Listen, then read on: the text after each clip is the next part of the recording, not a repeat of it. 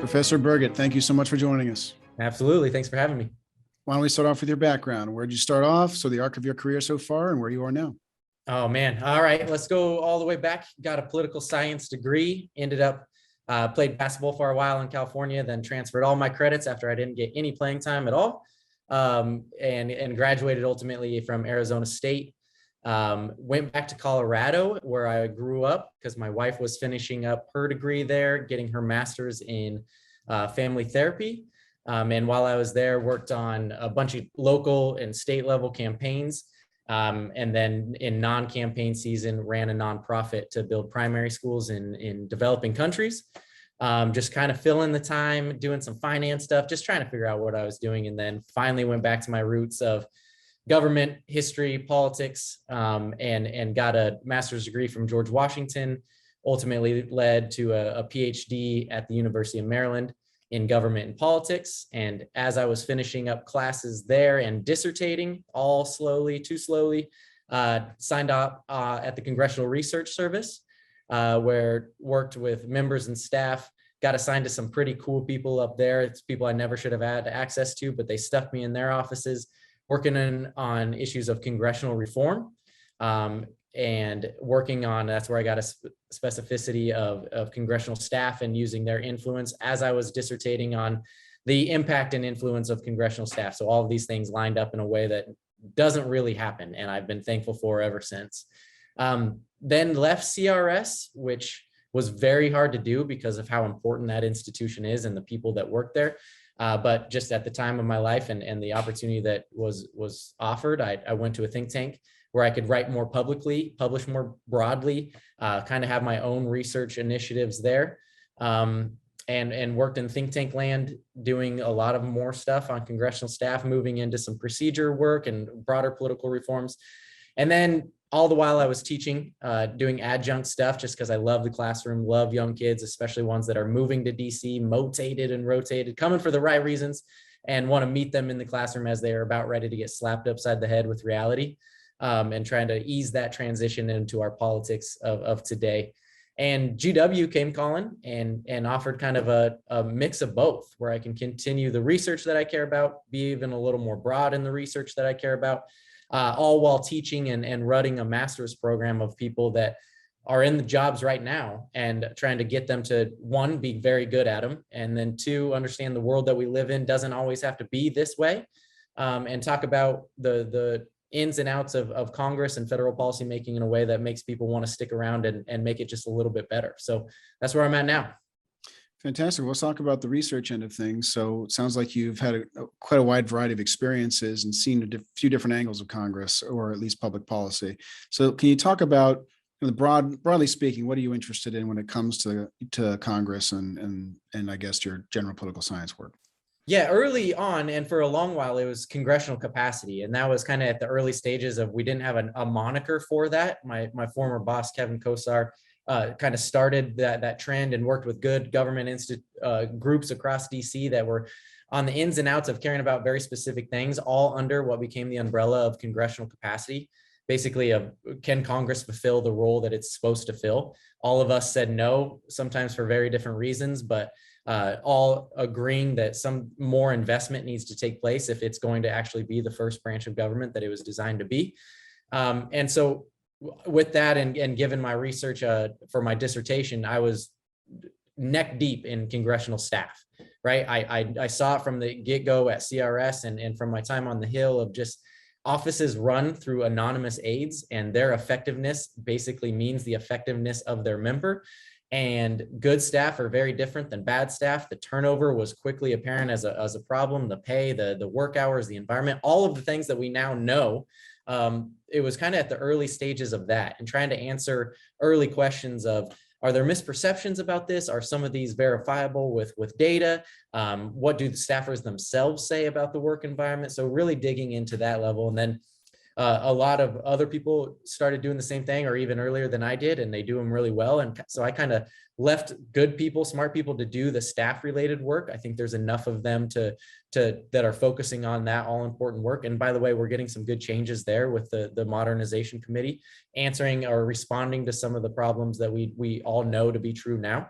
And then I switched over or transitioned into more procedures focus, trying to incentivize, knowing that we can't legislate behavior of getting good actors to serve within the institution and take good faith efforts to make policy for the American people or their constituents, trying to get to the rules of seeing if we can change the incentive structure for those members of Congress to basically ignore all of the other incentives that we know are wrong with our politics, the brand building, the communications aspects, and try to dig in and incentivize becoming entrepreneurs or becoming expertise folks on specific policy issues in a way that makes them want to take some tough steps to legislate, to make policy that often comes with unintended consequences and sometimes can affect their electoral circumstances. So how can we use the rules to better incentivize people to be good faith legislators is kind of where I'm at now,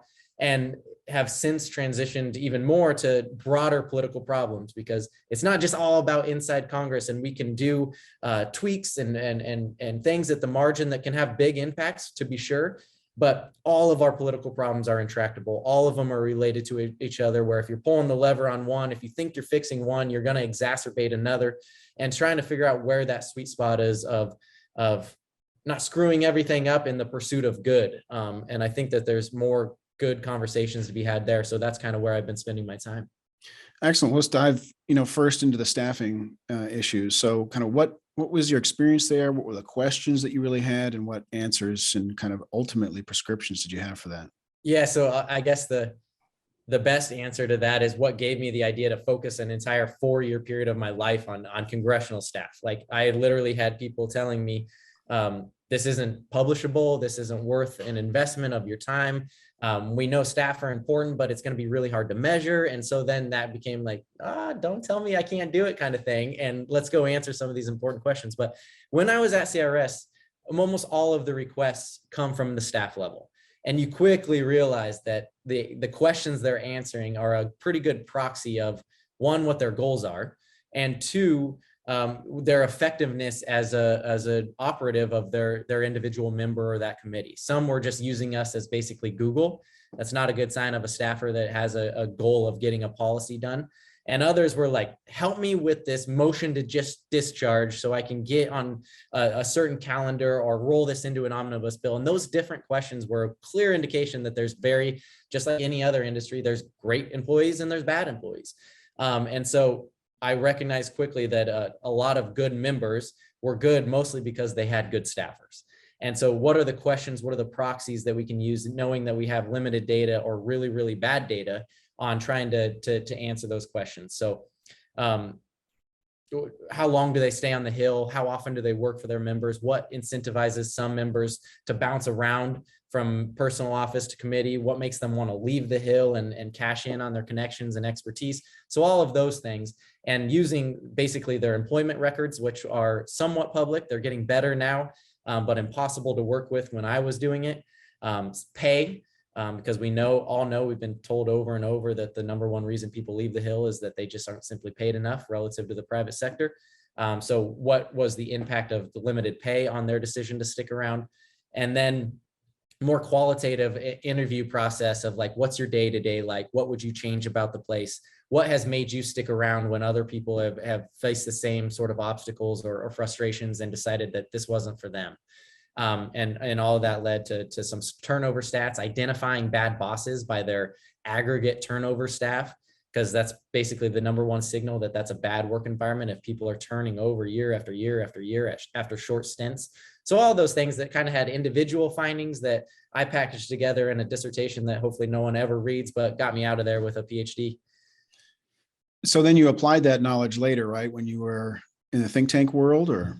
Yeah, or mostly expanded it and tried to write more publicly to convince more people that this was an investment worth making. I mean, you're basically, everything in politics is an alternative decision, right? So if you're not investing in this institution, it's going to go, the deference, the power, the policy making authority, the expertise is going to come from somewhere. And if it's not within staffers, they're going to go find it elsewhere. And if that's not the executive branch, it's going to be with lobbyists. And lobbyists almost always come with a partisan agenda. So you're basically deciding which people to trust for the expertise that you're not able to keep in-house. And I don't think that's a good decision for Congress. So what kind of things did you learn about the staffers? You mentioned already that, I mean, is it true that they're not paid enough and that's why they leave? Is it true that there are good staffers and bad staffers? Are they all good? Are they all bad? What did you actually learn? Like, what are some outcomes? Yeah. So one of the most important, I think, is that, and one that was surprising to me, because we have this kind of brush that we paint all staffers with, that they just turn around after a short period of time. You probably heard stats of very few years on the Hill, then they'll move on. And that's true when you aggregate up. But I found early on that the turnover with congressional staff is incredibly consistent. It's the same number basically by chamber, by party over a long period of time. And probably not as bad as we think it is, especially when we compare it and think about some of these jobs as full-on entry-level jobs, right? We want people to move on. We want people to move up. You don't want them to stay in entry-level jobs forever. And that's true for any industry. So it was borderline comparable with other industries. But we can talk about why we should expect this industry to be different than probably the private sector, particularly like retail or leisure or something like that. But it was overall more consistent and less than I would have thought, just based on what people had been telling me. With that said, that also created an instance where you have outliers. They were full on outliers, where if you have a repeatedly high turnover over and over, year after year, whether you're in the majority or minority, circumstances are different. If the same names keep popping up, that's a huge indication that that's a bad work environment. And some to the point, like right now, the best predictor of a boss that's about ready to get indicted for something is that their staff leaves each and every year. And that's been true over and over, where I'm just able to basically point back to a study I did and say, yep, showed up on my list. This was a long time coming and they just got popped for it. So that was a good one. In terms of the good staffers versus bad, I had a hard time trying to quantify that. That's really impossible to do. But so I've kind of flipped it and asked, what would members value? How would they see good staff versus bad staff? Or more importantly, like what are they looking for as a best indication of what makes a good staffer? And what I found was that when they worked in multiple offices, they were more valuable to them. They saw that as kind of a proxy for experience on the Hill, which there's no school for this, right? It's only learned on the job. And so being able to be valuable to multiple different offices and using a career trajectory where you're not taking lateral moves, but more finding more better jobs across different offices, especially when you cross chambers or into committee and back out, they got better policy portfolios, more important policy portfolios to that member, which is a good indication that member saw that experience on the Hill. So not necessarily a better degree or more years, but actually more offices. That was a good indication that other people found them valuable. So maybe I should too. So those are a couple of key learnings that you had. What about in the committee side? You mentioned this indictment concept for the individual members. What about in the committees? Is it, the turnover a big issue there? I mean, you hear stories about whole committees staff being, wiped out when a new chairman comes in, for instance. Yep. So what was your perspective on the committee data that you saw?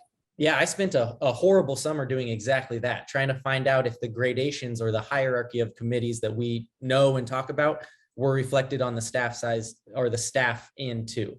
And so looking at our committees, do they hire and retain staffers better than personal offices?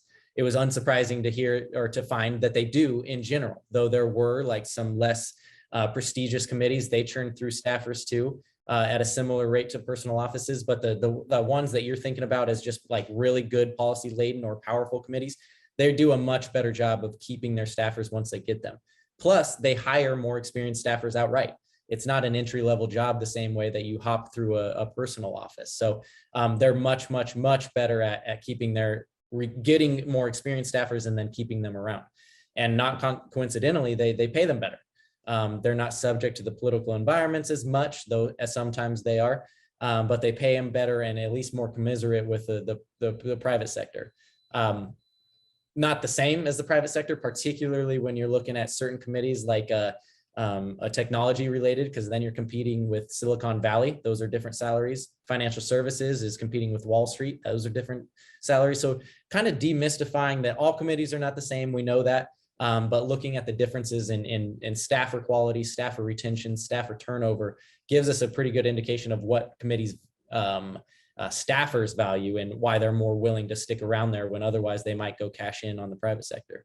And did you look at the committees over a longer period of time? Like, for instance, was it really driven by the chairman of the committee, or was it more driven by which committee it happened to be? You know, for instance, armed services was super stable no matter who was chairman. Yeah. The only ones that come to mind are when chairman shifted, right? Those we had like full on instances using the turnover indicator as like, let's look at this. This is a huge outlier. What happened here? And almost invariably, it was going to be a committee chairman turning over. We did see some shifts when the majority status flipped, of like changing proportions of their staff. So the ones dedicated to policy issues rather than communications. When you had a shift, that's when you saw more changes quicker. And usually it was to not hire more policy folks, but to hire more communication staff. And we looked at this over since data was publicly available in the early 2000s. And overall, we saw a shift towards communications, which makes sense because more communications outlets came online. You had a digital director come online. And this is in the committees that you're referring to here. Yeah, and also personal offices too, but more on committees and even on specific committees. And the one that is coming to mind right now is judiciary. Because they are a very public facing committees, mostly through their nominations and confirmations process. They want to have a message to come out. We saw a disproportionate hiring of communications based staffers, even comparative to other committees. So just using staff as an indicator of what members care about and what committees care about, what they hire them for is often a really good signal of that. And the legislative staff in the committees then, was that of a different nature than the communication staff or other types of staffers that were on the committee? Yeah, it gets a little tricky because the titles are tough to work with, and especially on committees because a lot of them get the same moniker of professional staff member. At the same time, though, we use the data that we had and we could see clear differences, a rise in communication staff, a flattening or more often a decrease in policy staffers. But at the same time, we were able to compare those two things with especially the same committees to themselves at different eras and notice that policy staff really does matter. You have more hearings when you have them, you have more policies being reported out of committee, more policies being signed into law, the more legislative staffers you have. At the same time, you have way more hearings when you have more communication staff, which makes sense. So it depends on what your goals are and more appropriately what the goals of your chairman are. Of trying to produce the outputs that they ultimately care about. That's interesting. So in the committees, hearings could go up if there's more legislative staff, but it also could go up if there's a lot more communication staff. Yeah. And so then the question becomes, what types of hearings are we talking about? Are these the public facing ones? Are these about a specific bill? Are these more investigatory? And that's for someone more smarter than me to go parse that out, or at least with more time.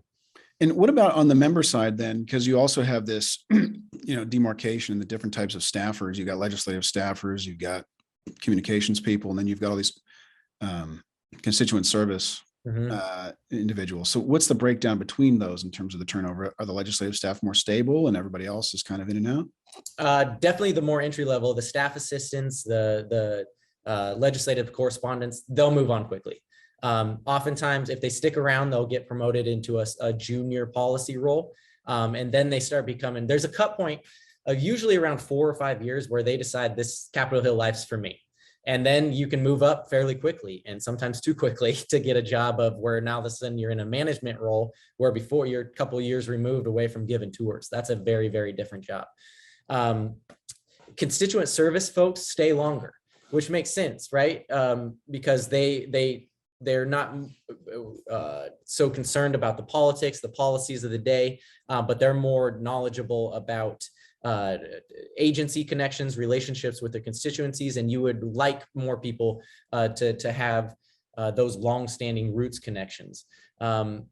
And that's also true that they are more likely to be hired on by new members because you want to keep that that relationship with your constituents. They know basically the visa agencies, the entitlement agencies, the relationships there, those are really valuable. And new members focus on their DC staff more in terms of getting new hires there, and they're more likely to defer to what their predecessor did on the hiring front, particularly if they're of the same party on the district side, which I thought is interesting. Yeah, that is interesting. So let's talk about the concept of a good or bad staffer again, because I think you're the first who I've heard refer to the concept in this way. So, and clearly you've done some thinking about it. So in your mind, you already had a notion of good or bad staffer based on your experience at CRS. So can you talk through kind of your thinking on that process? And, is a good staffer, are there good and bad staffers like in the beginning, and then as they get older in the institution, then they're all good, or do the bad ones also come up and stay 20 years?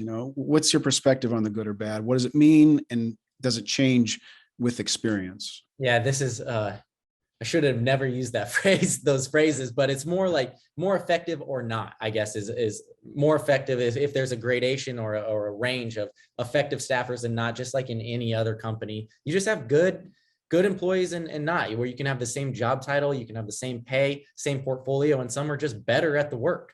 It shouldn't be surprising that Congress has that sort of variability as well. And so I was just by the questions they asked, their goals, the ability to see the big picture, the game, to recognize the politics are always involved, of the people that are just get frustrated when they think they have the best idea, but no one's listening to them. And then the good staffers, the best staffers, are ones that are recognize what's doable, how the calendar plays, the moneyed interest, are able to see the opposition, to have good arguments above the opposition, maybe even include the opposition. Like, there's just a bigger picture that more effective staffers seem to have within their arsenal of tools. And it's not surprising that those people usually stick around, right? There's this self-selection of, I want to play the game, that politics, Capitol Hill is seen as like a chess match at all times. And the ones that are able to navigate that process and not get so cynical or frustrated that something else looks more desirable and they leave, those good ones stick around.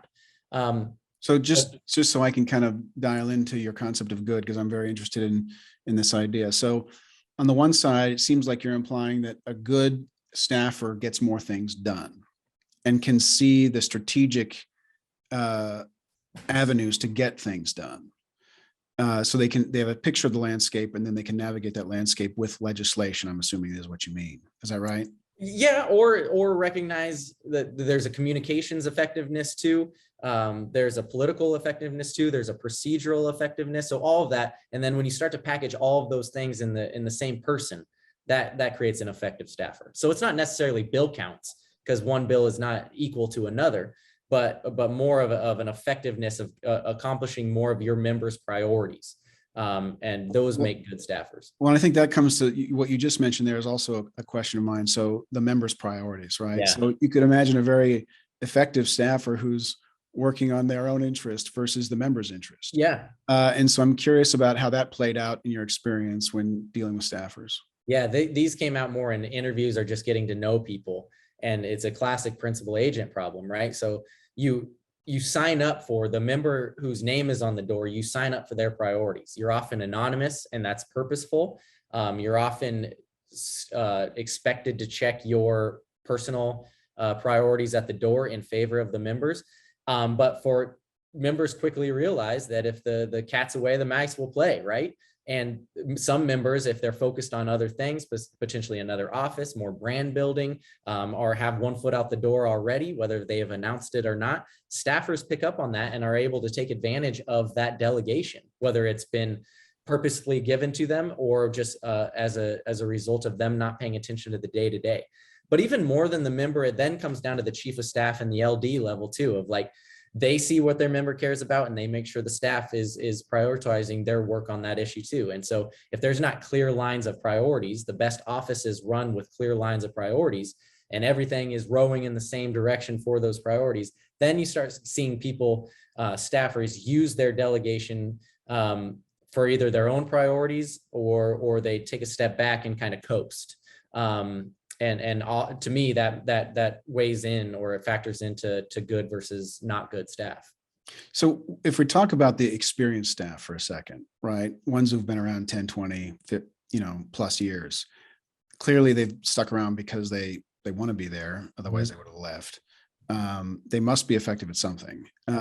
So when you think about good or bad for a staffer at that level, in your mind, is it mostly good, or are there red flags that you see in staff that have been around for a long time and know that, oh, well, this could be an issue?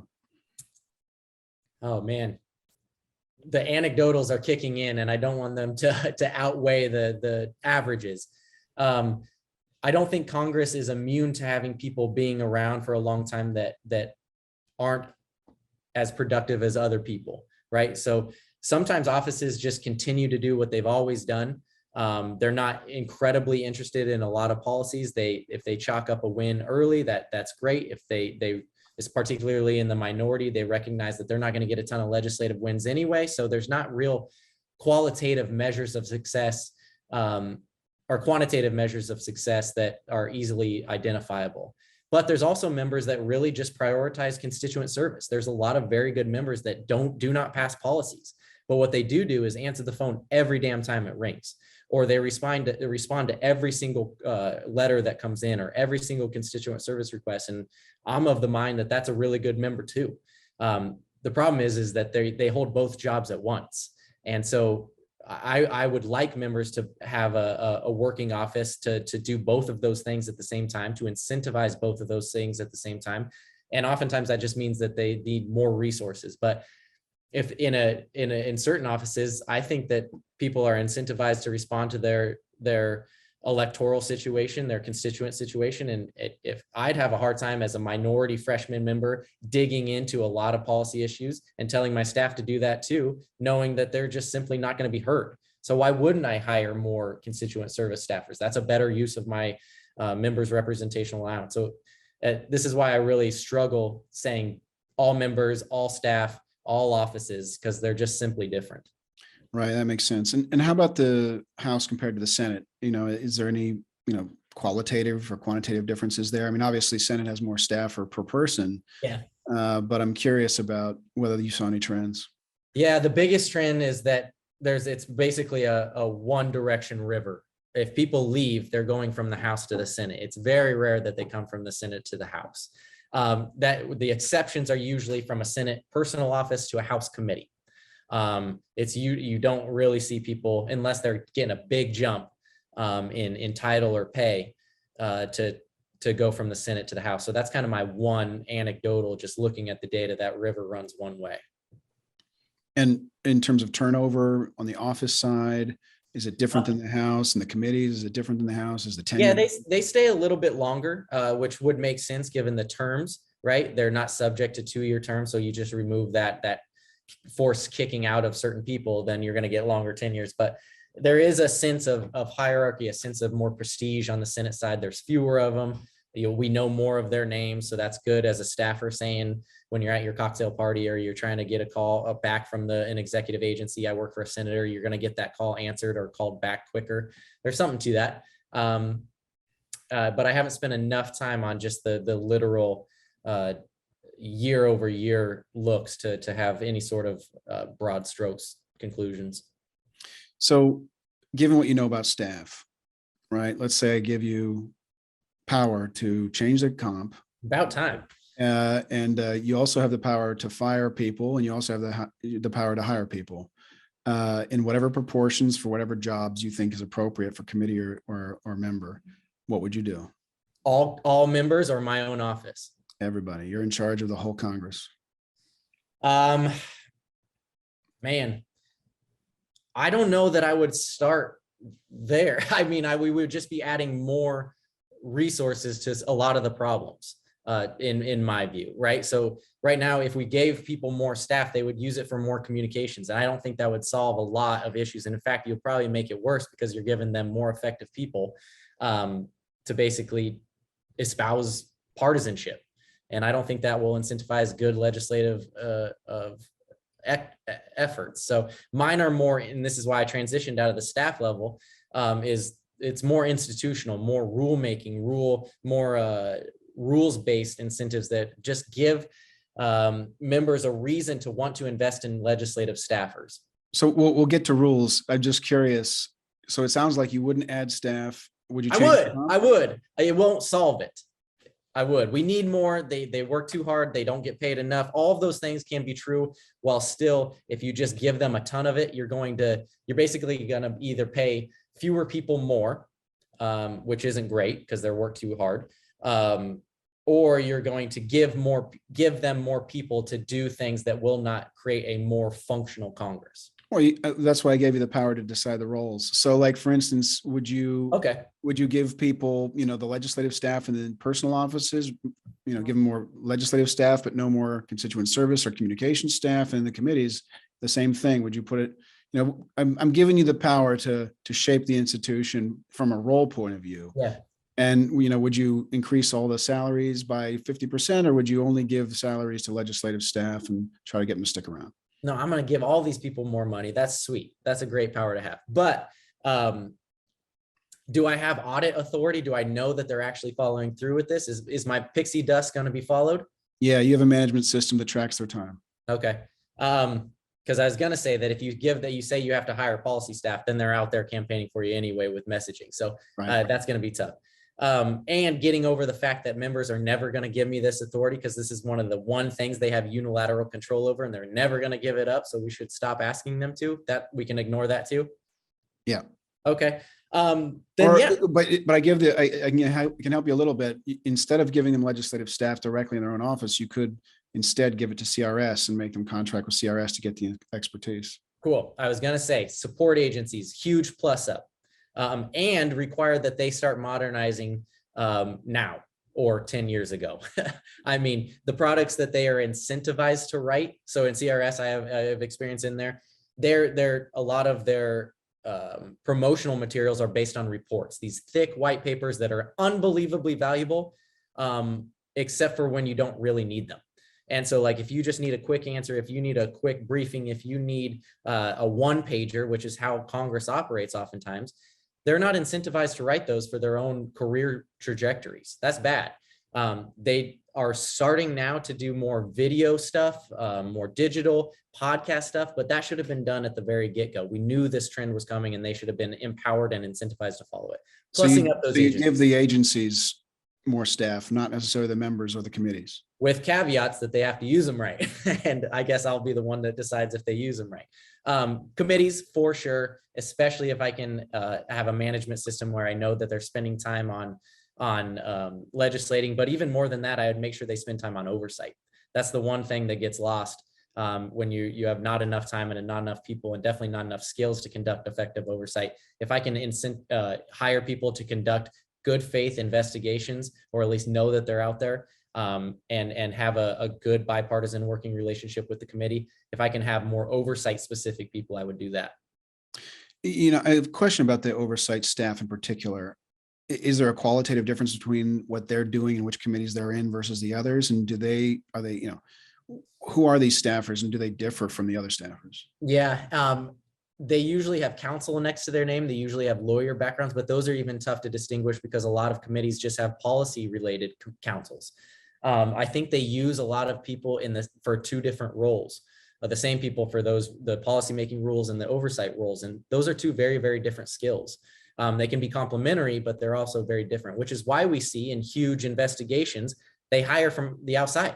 They bring them in, like for the impeachment investigation, for the impeachment hearing, and for what we see right now with the Jan 6, almost all of these people are outside experts, which means they didn't have this expertise in-house. And I would argue that we need it.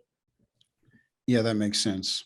And also it's interesting that the concept of oversight, and I've talked to the Levin Center about this on the program in the past, is often synonymous with investigations, right? Whereas my approach to thinking about oversight is a little bit more board of directors concept, and, in business intelligence, what's going on, what's the data, what's happening in the agency, more of a business view rather than, occasionally there might be an investigation if there's some wrongdoing. Yeah. But this concept of the systematic kind of business oversight seems to be lacking, especially if they're all lawyers. Yeah, and I think that that's probably a lot of because of the inordinate amount of reporting requirements we put on agencies. Almost every bill comes with quarterly or biannual or annual reports that either are submitted and aren't read, or they're not submitted at all, and there's no oversight mechanism to incentivize or make them pay for not doing that. So it's a function of there's too much of this business oversight and not enough of good versions of that. So there's a paradox there, I think. Right. Excellent. All right. So we have some idea of how you change the staffing, particularly in supporting agencies and the committees. So let's move on then to your thoughts about procedure. So what have you been thinking about there? What are the questions you've had, and have you come to any kind of conclusions or policy ideas? Yeah, the overarching question is, how do you, knowing that you cannot legislate behavior, you just simply can't legislate behavior, and you shouldn't even try because you're going to make things worse. Almost every religious document has told us that. How do you get people that don't see an avenue or an incentive structure to be legislators? How do you get them to see that investment in legislation, policymaking, is worth their time and their staff resources? How do you do that? Particularly for a minority, a party who does not see access to the floor outside of just suspension votes that the majority are willing to give them.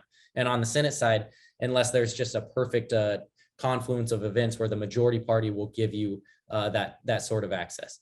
How do you get them to sit in a table when the best campaign or electoral message is be no, be an opposer, be a loud opposer, be an absolute non-compromiser?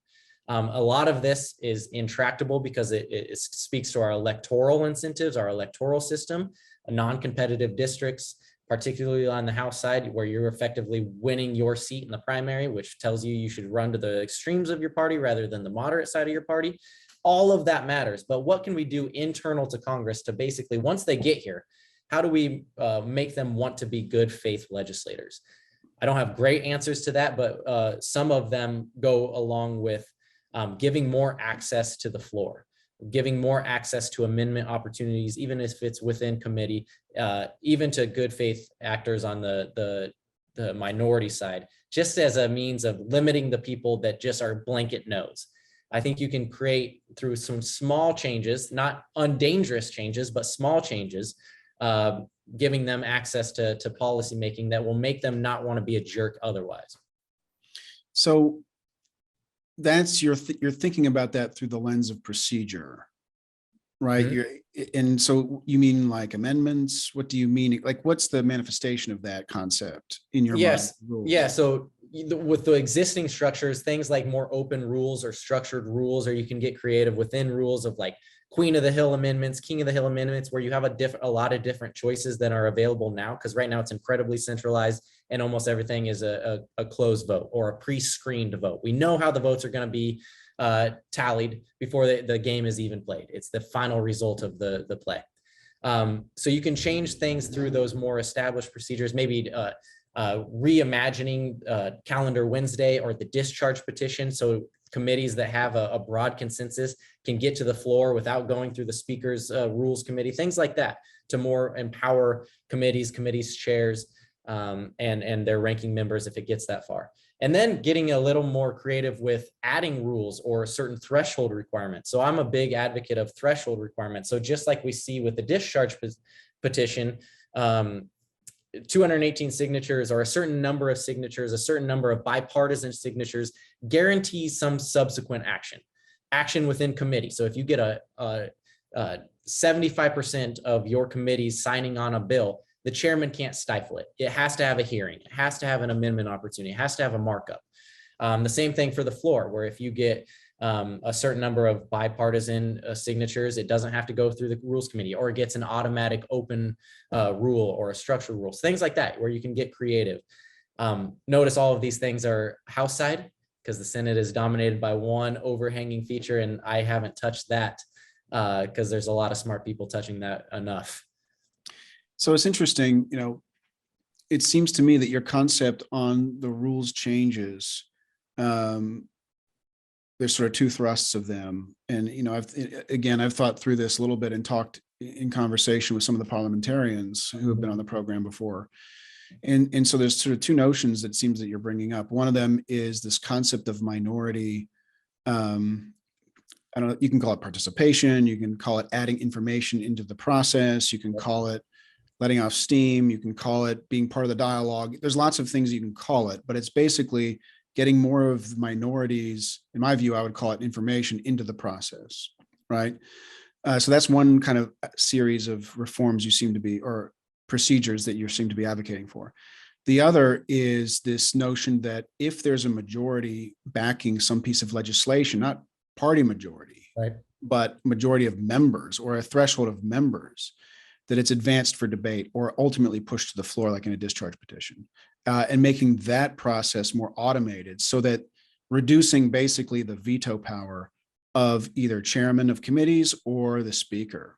So those seem to be the two kind of thrusts of your ideas around procedure change. Is that accurate? Yeah, perfectly. That's well stated.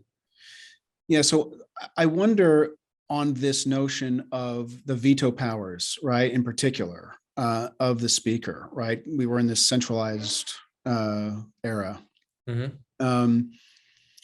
You know, when I talk to parliamentarians, they have an overriding kind of vision for what their role is, and that's to advance majority legislation. Mm-hmm. Now, the majority meaning not quite clear, right? Yeah. In my view, majority means a majority of members backing a piece of legislation. It doesn't mean party, right? The majority party is an artificial construct that is imposed on Congress from without. So I'm curious about your position on these party rules, right? They're not part of Congress itself, right? But they're rules that are governing the behavior of members. They're outside of the procedural rules inside the House or the Senate. What is your thought on the legitimacy of those rules, or on how those rules might be reformed? Yeah, and it's a good question, and it's worth stating out front that party leaders are only as powerful as their members allow them to be, right? So like if there's going to be an overwhelming force, if the speaker is going to get rolled, and we've seen this play out in a few recent instances to the degree to which with a couple speakers left, right? They were going to get rolled. And that's clear. They're not all powerful the way that they're often portrayed, which tells us that it's the current system's good enough, or the existing system's good enough for at least enough of them relative to the alternative, right? And the alternative is key here. Like, what are you going to replace it with? Like, if we flip over the existing system, you got to replace it with something. Otherwise, we're like Planet of the Apes again, and that's going to serve no one's interest. So that's important point one. Important point two is that these are voted on by the members themselves, right? Like, this is decided. A lot of this is like path dependent, that what came before these party rules, what existed last Congress is going to exist this Congress. And there's not enough time, I don't think, spent on talking about what small changes can we make to decentralize these powers in a way that is not going to threaten our majority status or our path to the majority. Because whether you like it or not, that's why parties exist. That's why they've come together, that they know in a business of relationships that having friends is an incredibly powerful thing. And if we all row in the same direction, we can do more together than we could do independently. Now, with all that said, I am a firm believer that a lot of bills can pass that do not reach the floor. A lot of bills can pass sometimes with overwhelming majorities that simply don't reach the floor for a variety of reasons, particularly on the Senate side. And so what can we do? What changes can we make? And that's why I talk about guaranteed thresholds, where that the number you got to reach. It's not just a number that it looks like a big number, and then you got to convince other people that now it's worth it. Otherwise, you're going to get rolled. But really, like, is it 300? Is it a super mesh threshold within the House where if you reach that, if you get the 300th signature, you get an up or down vote, no questions asked. I think that will change a lot of the conversations, or a lot of at least the willingness to be a full out opposer, a loud opposition, knowing that if you get 300, even on something that doesn't matter to a lot of people, it could matter to your district and your constituency. And that's all that sometimes it takes for you to take a different course of action. That's what I'm trying to get at. Yeah, I think it's it seems ridiculous that we have to go back to first principles, which is if the majority of the body backs a bill, it should pass. Mhm. Right. And if there's some mechanism in the way of that process, it would be an undemocratic mechanism. Did you just throw out the filibuster? I think you did. Well, I think there is the concept of there's a difference between veto and delay, right? Now, the proportion of that delay could be linked to the proportion of opposition to a bill.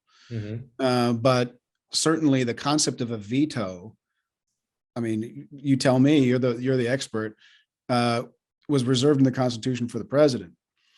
The veto, a literal veto.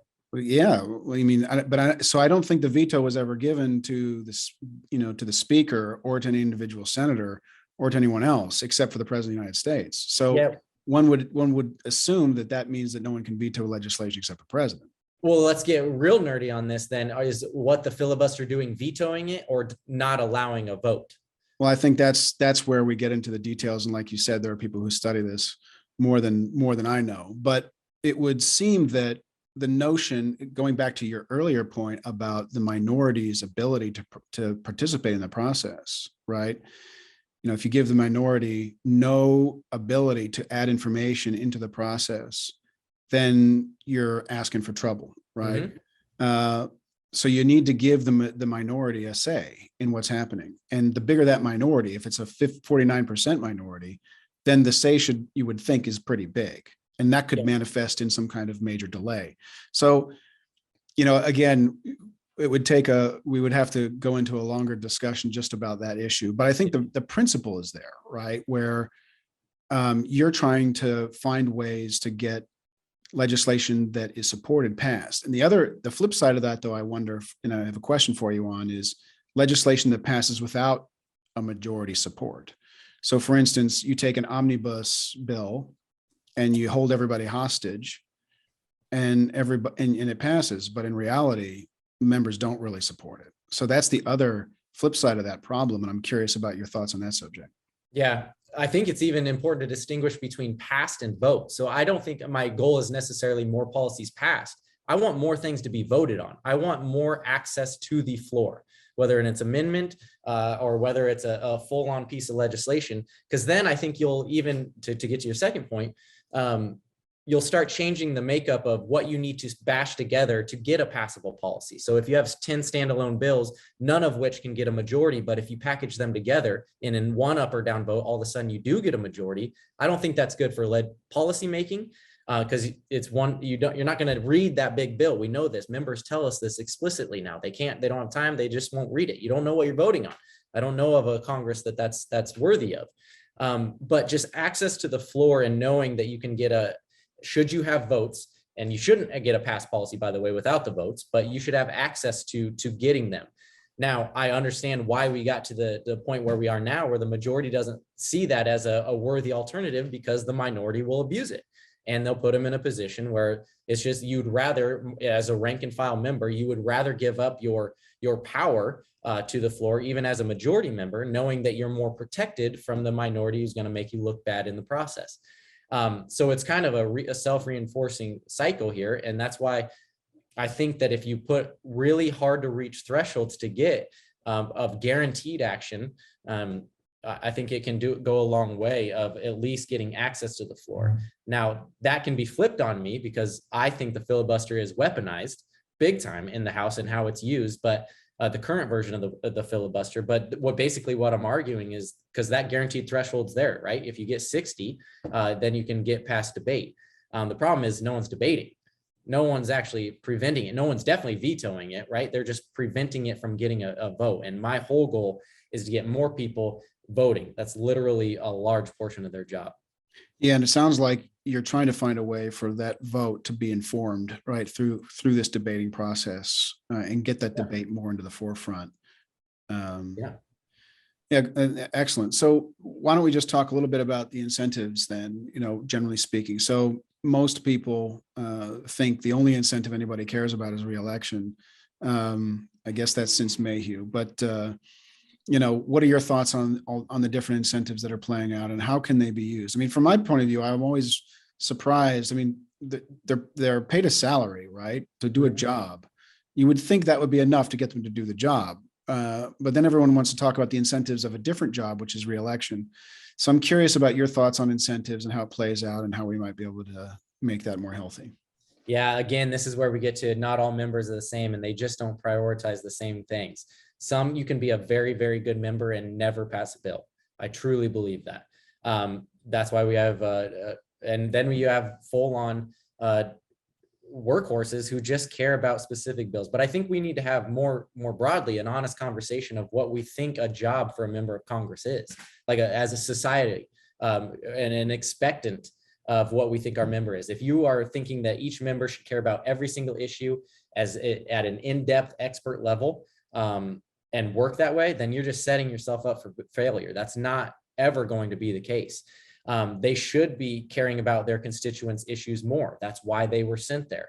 And so just this triaging, I think, is a wholesale conversation that I have with my students about what they expect of a Congress and then what they expect out of a Congress, member of Congress at the same time. So I think that's important. But so in terms of incentives, this is where you start getting in the intractability, because is a re-election incentive inherently a bad thing compared to the alternative? No. Like if they are not worried about re-election and still want to come back, then they're not worried about what their voters think, or they're not trying to represent the will of the people that show up, which is how you quickly get into who's showing up and what obstacles do they face to show up. If it's only a segment of the population in an uncompetitive district, you're getting a small percentage of people choosing who serves in DC. That's not good. But again, we're already outside the chamber. So all of this is why I don't sleep very much at night, is trying to figure out where these lines overlap and what solutions are available to satisfy a couple of the problems that we know are inextricably linked to each other. So the reelection obviously is a driving consideration. What other incentives do you see as important from your experience? Is it, are they still gunning for chairmanships of committees, and that's another kind of ambition they have? Are there other things that are really motivating their decision making besides reelection and besides, if we're lucky, their constituents and maybe their personal ambition to rise up? Yeah, so personal ambition is a real one. I mean, we see it with mostly senators. Every senator, almost all of them, want to run for something else, and it's usually one thing. But some of them are I mean, these are ambitious folks. The self-selection of people that are willing to do this, you're automatically going to get ambitious people who have strategic thinking about where they're going to next. Some people want to come to the House and that's it. I did it. I got here, and then it's all about the second and third Mayhew goals, right? Influence within the chamber and then good public policy. And we see those things start to develop and differentiate themselves from others. But now, given the media environment, I think there's a genuine interest for a lot of folks who want to use their House seat, mostly, not the Senate, because that's a whole different beast, but sometimes as a brand building opportunity for personal gain, to transition into a cable news talking head spot or a nightly show. Even just being an influencer on social media, it's a real thing. And we see how they hire differently. We see how they behave different. We even see like the language that they use while they're in the official chambers be very, very different. Their goals are completely different than those that are angling for a committee chairmanships or sometimes just one issue area that has just either incentivized or motivated them to run. Maybe Cori Bush comes from Missouri, comes to mind right now, of like a byproduct of a social movement, an activist movement, was homeless, and then really was focused on homeless policy issues. That you still get examples of that, but you got to know the member, you got to know the district, you got to know their personal circumstances, and that's incredibly hard to do across 535.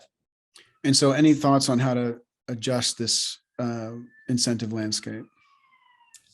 Man, yeah, some. I mean, but no silver bullets, and anyone that says that they have one is probably lying to you or haven't thought about the consequences of what you change if you just enact the reform that they're talking about, like term limits. That's going to have huge consequences for an institution. But what it will do is affect that reelection consideration. That's undeniable. All right. Well, I think with that, maybe we'll move on to the questions I ask all of our guests so we can someday compare the answers if you're ready to move on to the next phase. So let's roll. All right. So the first one question here is, what do you think congressional representation should mean? Are you a Burkean, with your own, representatives make their own decisions on what they think is in the best interest? And then also, who do they represent? Is it just the primary people, voters, or is it the whole constituency, or is it 5 generations down? What are your thoughts on what representation should mean for members? Yeah, I am more Burkean than not. Again, I think we need to have an honest conversation, and I do with students on purpose about what we should expect of a member of Congress, reasonably so. And when you start doing that and you recognize their day to day and their limited resources and time and all the constraints that they face, you're not going to get well-informed policymakers on every single issue. So in knowing that when you're not paying attention enough to do that with your own busy lives, then at some point you're going to have to start deferring. And these are the people as close to informed as we can get. We can always do better. And so I'm going to trust them, which is why we got to take a real interest in who these folks are, like at the member level. What is their personality? What are their moral compasses?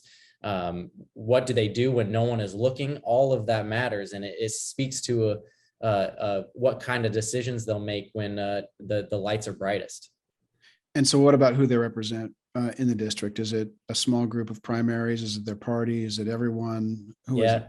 This is where I start getting called naive, but they represent everyone. They literally do. That is their job. Their phone should ring and they shouldn't have caller ID on it to notice who's calling. That's my ideal version.